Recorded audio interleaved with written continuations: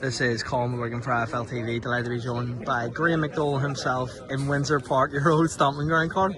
Just what's it feel like to be back here today? Shit. That's what Graham McDowell, obviously they changed their accent. My accent has been the same and it's never changed. And you and your wee mates from West Belfast, the only ones that never has. I love the way you're making your accent more like defined. What are you saying, mate, about me? I'm fucking always from Belfast. Carl, this is a massive stage. You've obviously experienced this before. I spoke to Lewis in my interview and asked him how he would kind of lean on you in the build up to this, and he said he plans on it.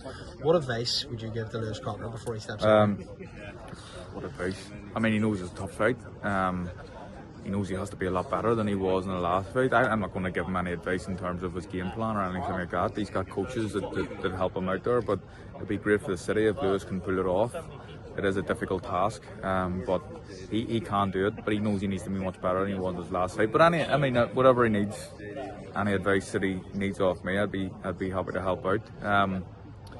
Just enjoy it. Really, it's a big occasion. It's something that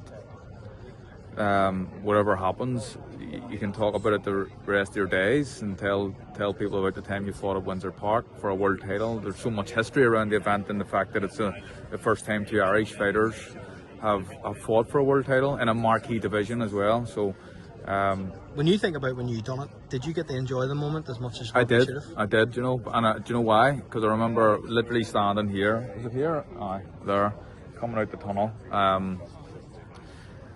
And Jackson's all out in the ring, and Jamie Moore says, like, enjoy us now. Like, we've still got a few minutes before you need to get switched on. Just have a look about and take it all in. I've done that. I remember, you can see my face on the way to the ring. I'm smiling, I'm happy, and I'm in my element. And it was a special night for me. The only thing that I would have loved was to have fought for a proper world title. But the boys have the opportunity to do that now, something that I never did. What do you think Lewis Crocker needs to do to beat Paddy Dunn? He needs to move his head more. And Lewis has that defence where his hands are open, you know, high guard, but hands are open. And when you're taking shots on the gloves and your hands are open, it's just literally lace and tape and leather hitting you up the face. I think he didn't move his head enough the last time. I think they'll know that as well. But I think Paddy's a quality fighter, very, very good technically, lovely boxer, can punch hard too, but as can Lewis. I'm not saying anything out of turn here. No, Lewis knows he needs to be a lot better than he was the first time. How big is this for Irish boxing? Not just Irish boxing, Belfast boxing? Massive. Massive for Irish boxing, but specifically for Belfast, it's huge. And it gives, you know, kids an opportunity to fight on the undercard. It gives young kids with dreams and aspirations who are in amateur clubs that one day maybe this could be me, and these boys can be motivation and inspirational for young kids coming through as well. So it's massive. I think it's massive for the city, and people forget it. Much this brings to the economy when you have so many people coming and there's big events like this. It's just all round. It's good for everyone. Lewis spoke about being in the crowd that time when you fought here, and how he hopes to inspire the next generation. Do you think for the kids of Belfast, this is kind of like an outlet that we don't normally get here in this city? Yeah, no, absolutely. It's not that we're starved of boxing in Belfast, but big shows we don't get them as often as they do in England and other places. So it's an opportunity for all these guys on the undercard can be seen as inspirations for future generations of fighters coming through. And just like when I was a kid, Wayne McCulloch was an inspiration to me. So that's just what happens when other guys are putting in good performances and looking good and fighting on the big stage. It's always inspiring to the next generation. I want to get your thoughts on a few other things before I let you go. A lot of people are being critical of Daniel Dubois and he quit against Alexander Usyk. Do you think he did?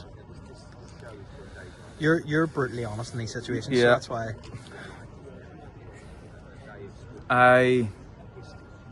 Look, obviously the fact that he got up from the second shot, I thought he was not clean out. So he got to his knee. He looked like he was exhausted. If you look at how he was breathing and stuff on the ground, but I get why people are saying that, because as soon as the referee says 10, he just gets up and walks straight to the corner with no wobble in his legs or anything. So I understand it, but I'm not going to say it. Where would you like to see Daniel Dubois go next? Daniel's still young enough. He's got bags of experience as well behind him already. I would like, there may be big clamour for big names and big fights, but I think Daniel's a real confidence fighter, and I know a couple of fights against opposition that you expect him to take care of handily. Let him blow a few of them away, and then start looking at the big names again. Who knows what's going to happen in the world titles? Do you think Fury and Usyk meet again before the chance Joe Parker's I think it'll be very unfair if Joe doesn't get the shot, but it would surprise me if he does, saying that. But very unfair on Joe. So, if you're going to put a gun to my head, I would say it would probably be Usyk and Fury again. Last one. Jake Paul seems to be in the latter stages. It's mental. What do you think of that? I don't understand it, because I do understand it, because AJ gets paid a fortune, and he goes and does what he done to Francis Ngannou, who Francis Ngannou would do what AJ done to him to Jake Paul. You know what I mean? So it's mental. It's mental that Jake Paul's even thinking about this, and I don't know. Is he a bit too mad? What if one of these YouTubers come out and say, "Carl Frampton, I want to fight you"? Would you do it? Depends who they are. Well, he spoke about fighting Gervonta Tank Davis. Not being funny, but there's not that much difference between you and Tank, is there? No, but Tank was a lot better Weight-wise, than me, isn't he? Do you not fancy yourself against Jake Paul? No, he's too big for me.